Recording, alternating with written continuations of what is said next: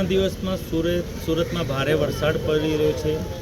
આજે ઉપરવાસના વરસાદને કારણે જે બારડોલી પલસાણા જે વિસ્તારમાં વરસાદ પડ્યો છે એ બધું જ પાણી ખાડી માર્ગે સુરતમાં પસાર થાય છે। તેના હિસાબે સુરતમાં પણ વરસાદ શરૂ છે। એટલે જે ખાડી માર્ગે જે ઉપરવાસનું પાણી આવે છે એટલે ખાડી 8.5 મીટરે જઈ રહી છે। સવારે જે નીચાણવાળા વિસ્તારના અત્યારે કુંભારિયા વિસ્તારમાં અમે જે વ્યક્તિને રેસ્ક્યુ કરવા જેવા તમે રેસ્ક્યુ કરી દીધા છે। સ્પેશિયલ 300-400 માણસો પેલી બાજુ સોસાયટી છે એની માટે સ્પેશિયલ હોડી પણ મૂકી દીધી છે આવન જાવન માટે।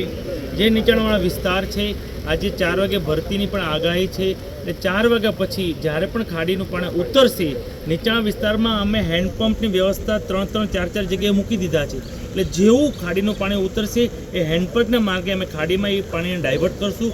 એટલે આવનારા રાતના સમયમાં નીચાણવાળા વિસ્તારમાં અમને સૌને આશા છે કે પાણી ઉતરી જશે। સર, અહીંયાથી કેટલા નંબર ઓફ પીપલને રેસ્ક્યુ કરવામાં આવી ચૂક્યા છે? અમે અહીંયાથી 35 લોકોને રેસ્ક્યુ કર્યા છે। એક નિવાસી શાળા છે ત્યાં 25 છોકરાઓને નિવાસી કર્યા છે। એટલે 2 જગ્યાએ અમારે રેસ્ક્યુ કરવા પડ્યા છે।